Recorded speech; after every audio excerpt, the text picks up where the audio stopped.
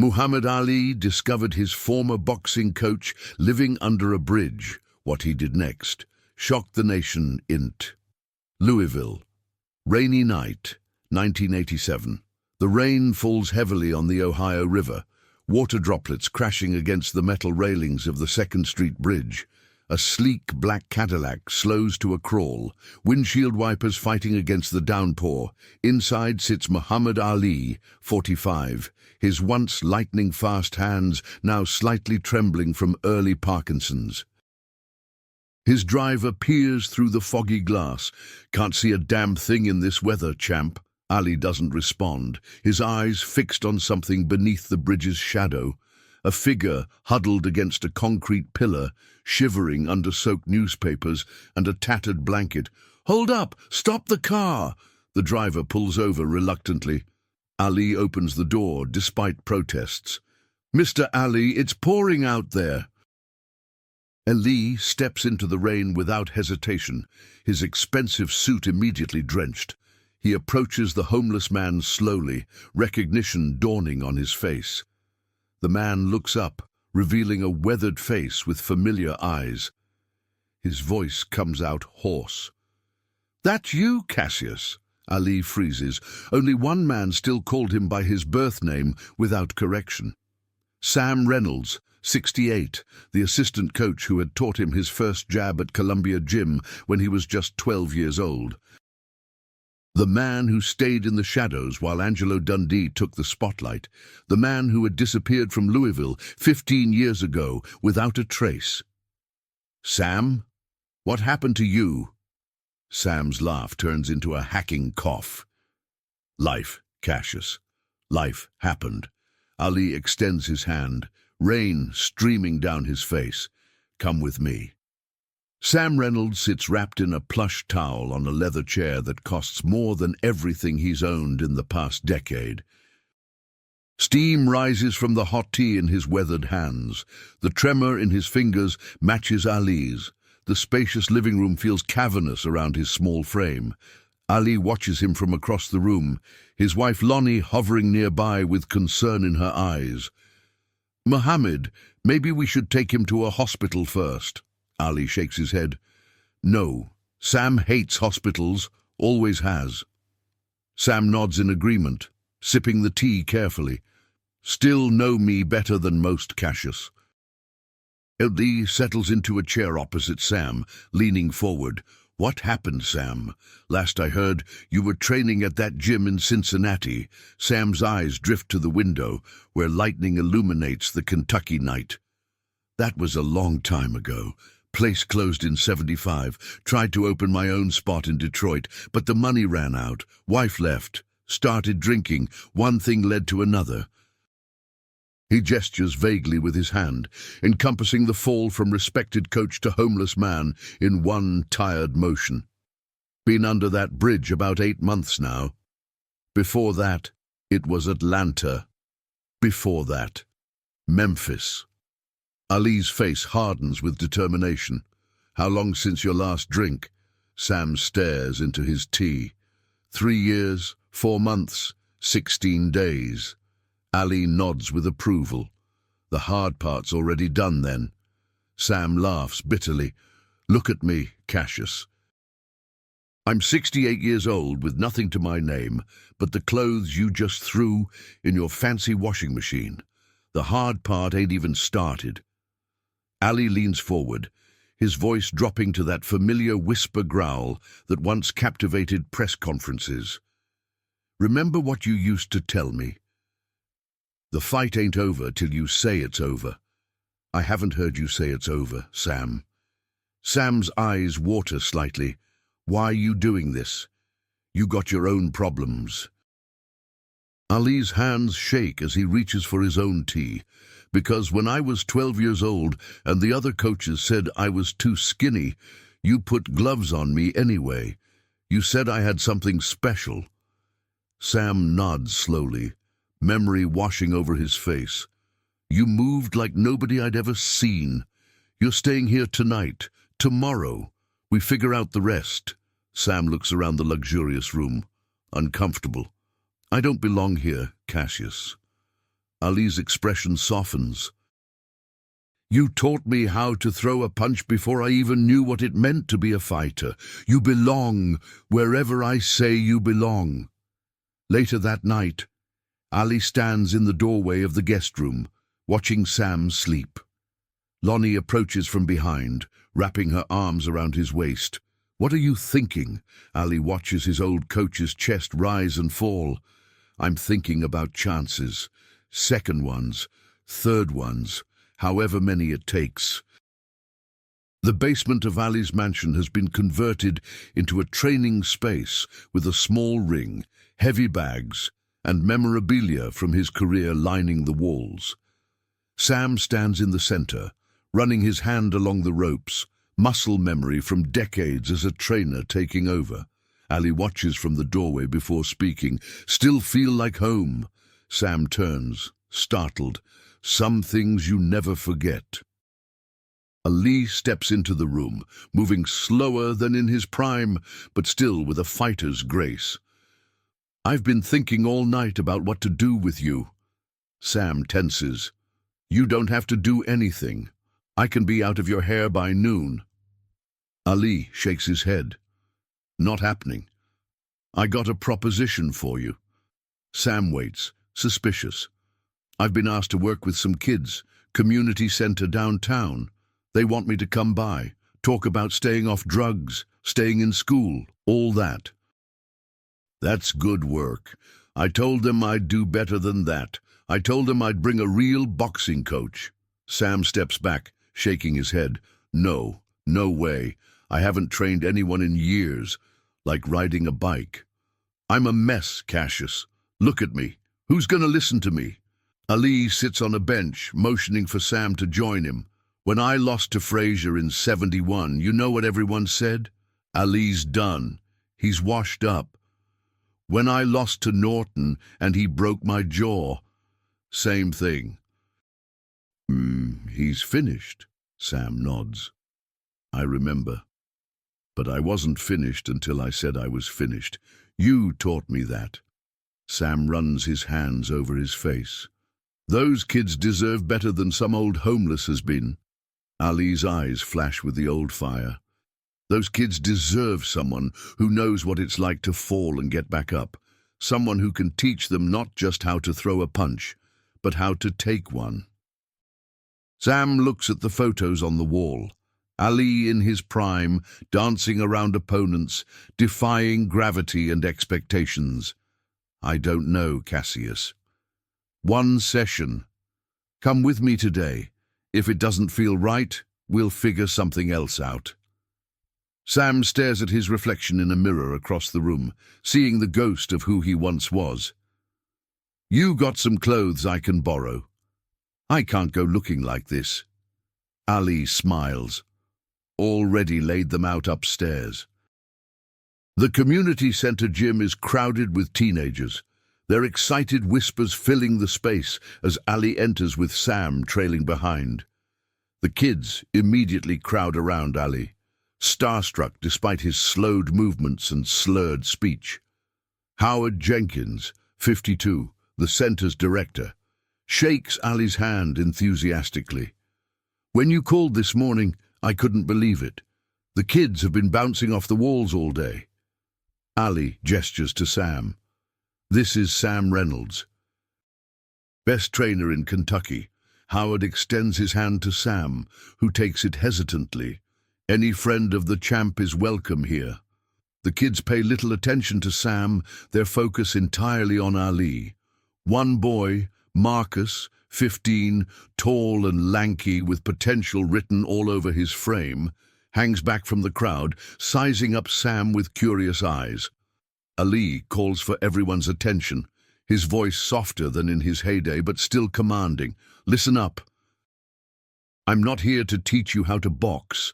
My hands don't work like they used to. He holds them up, the tremor visible to everyone. But this man right here taught me my first combination when I was younger than most of you. He's forgotten more about boxing than I'll ever know. The kids look at Sam skeptically. Marcus steps forward. You really train Ali? Sam clears his throat.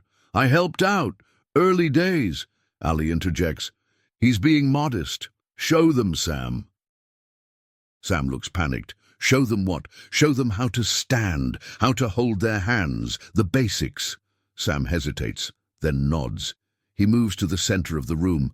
All right, who wants to learn how to not get their head knocked off? A few kids laugh. Marcus steps forward first. Others slowly join him. First thing, your stance is your foundation. If your feet aren't right, nothing's right. Sam begins to demonstrate, his body remembering what his mind had tried to forget. The proper foot placement, the weight distribution, how to hold your hands to protect your chin and ribs simultaneously. Ali watches from the side as Sam comes alive, the years of experience flowing through him. The kids, initially skeptical, become engrossed in his instruction. Marcus especially hangs on every word. By the end of the session, Sam has the kids throwing basic combinations at the air, correcting their form with the confident touch of a veteran trainer. As they prepare to leave, Marcus approaches Sam. "You coming back?" Sam glances at Ali, who raises an eyebrow in question. "Yeah, I'm coming back." Outside, as they walk to Ali's car, Sam seems lighter. They're not bad. That tall kid, Marcus, he's got natural timing. Ali nods. "Told you, like riding a bike." Sam's expression turns serious. "This doesn't fix everything, Cassius. I still got nowhere to live after your charity runs out." Ali opens the car door. "Then we better fix that too." Ali sits at his desk, phone to his ear, while Sam paces nervously nearby. A small apartment has been found not far from the community center, and Ali is putting down the security deposit as Sam protests. "I can't let you pay for everything. It's not right." Ali covers the phone receiver. "You rather go back under the bridge?" Sam falls silent. Ali returns to his call. "Yes, that's right. 6 months paid in advance." After hanging up, Ali turns to Sam. "It's done. You move in tomorrow." Sam sits heavily in a chair. "How am I supposed to pay you back? Keep showing up for those kids. That's payment enough." Sam looks unconvinced. "I need real work, Cassius. A man needs to earn his way." Ali considers this, then reaches for the phone again. "I might have an idea. The historic gym where a young Cassius Clay first learned to box has seen better days. The equipment is outdated, the paint peeling, but the bones of the place remain strong."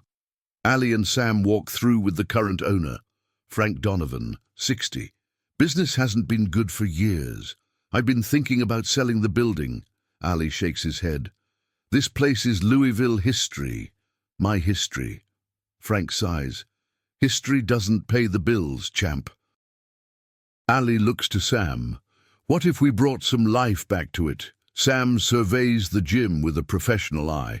"Place needs work. New bags, canvas for the ring, paint, but the structure's solid." Frank looks between them. "What exactly are you proposing?" Ali smiles. "A partnership. You provide the space. I provide the name. Sam provides the expertise. The Muhammad Ali Boxing Academy. Something like that. Classes for kids. Training for serious amateurs. Maybe even some pros eventually. Frank considers this. What's in it for me? 20% of whatever we make, and your gym becomes relevant again." Frank extends his hand. "Let's try it for 6 months. See where it goes." Later, as they walk through the gym making plans, Sam stops by the spot where he first taught Cassius Clay to throw a jab. "You sure about this? Putting your name on something I'm running?" Ali leans against the ring. "My name's already on arenas and streets. Might as well be on something that matters." Sam's voice drops. "What if I mess it up? What if I start drinking again?" Ali's expression turns serious. "Then you get help and try again. Nobody wins every fight, Sam. You taught me that." Sam nods slowly. "It's going to take weeks to get this place in shape. So we better get started. The gym is transformed. New equipment gleams under bright lights. A ring with fresh canvas stands in the center. Photos of Ali line the walls, along with pictures of other Louisville boxing legends. A ribbon stretches across the front door. Cameras flash as Ali and Sam stand side by side, oversized scissors in hand. The mayor of Louisville stands nearby, along with Howard from the community center and dozens of kids, including Marcus. Ali addresses the crowd, his voice soft, but his words clear. This gym gave me my start. Now it's going to give other kids their start. Some of them might become champions. All of them will become better people. He turns to Sam, and this man is going to make sure of it. Sam Reynolds, the best teacher I ever had. Sam, uncomfortable in the spotlight, steps forward to cut the ribbon with Ali. As it falls, cheers erupt. Sam leans in to Ali. You didn't have to say all that. Ali smiles, only spoke the truth. Inside, as the celebration continues, a reporter approaches Sam. Mr. Reynolds, can you tell us your story? How did you go from homelessness to running Muhammad Ali's boxing academy? Sam tenses, looking for an escape. Ali steps in. That story's still being written. Check back with us in a year. As the reporter moves away, Sam exhales with relief. Thank you. Ali nods. Some things aren't for the cameras. The gym buzzes with activity. Sam moves confidently between students, adjusting stances, demonstrating techniques.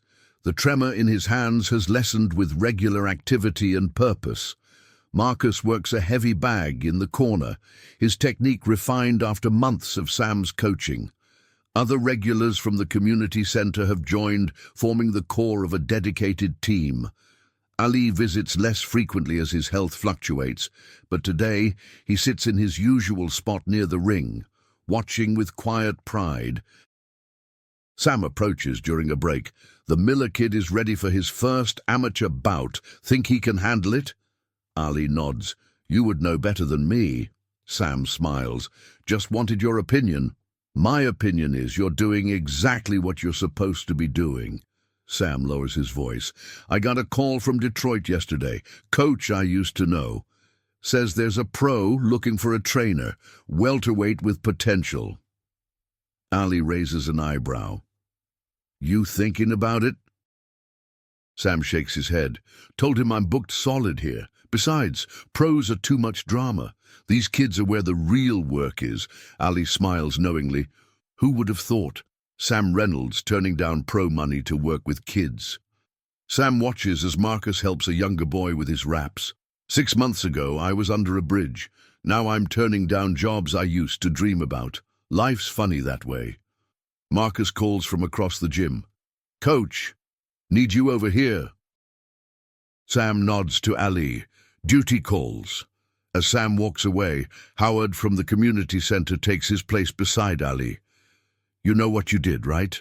Ali watches Sam demonstrate a combination to the boys. I just gave him a chance. Howard shakes his head. You did more than that. You showed those kids something they don't see enough. What's that? That people can change. That where you are isn't where you have to stay. Ali nods slowly. That's worth more than any championship. Ali and Lonnie host a small dinner. Sam sits at the table alongside Howard, Frank from the gym, and a few other friends. The conversation flows easily, punctuated by laughter and boxing stories. After dinner, Ali leads Sam to his trophy room. Glass cases hold belts, gloves, and memorabilia from his legendary career. I've been meaning to give you something. Ali opens a drawer and removes a small box. Inside is a worn stopwatch on a frayed lanyard. You recognize this. Sam takes it carefully. The timer from Columbia Gym.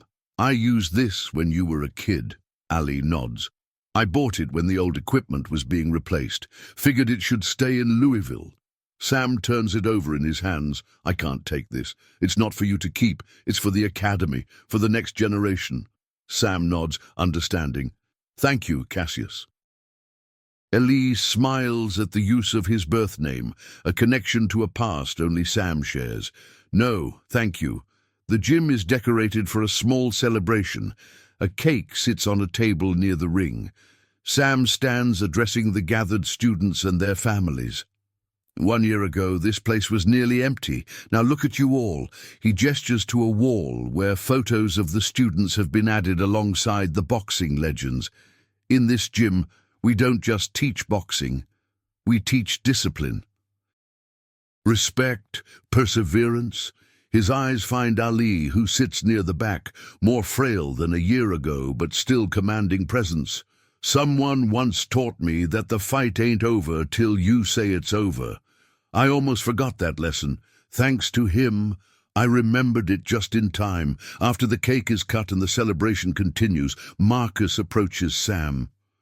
Coach, I've been thinking about what you said, about giving back. Sam nods. What about it? Want to help with the younger kids, be an assistant coach, like you were for Ali. Sam places a hand on Marcus's shoulder. Be here tomorrow at 4. We'll start you with the 8-year-olds. As Marcus walks away, Sam feels Ali's presence beside him, full circle. Sam nods. Takes a village to raise a fighter. Ali smiles. Takes a fighter to raise a village. They watch as the gym buzzes with life, with potential, with future champions and, more importantly, future men and women of character. Sam's eyes drift to the bridge visible through the window in the distance, the place where he hit bottom, the place where his comeback began. You saved my life that night, you know. Ali shakes his head. No, you saved your life. I just gave you a corner to work from. Sam nods, understanding the distinction. Still, thank you. Ali watches the students, the future unfolding before them. Some fights are worth going the distance for.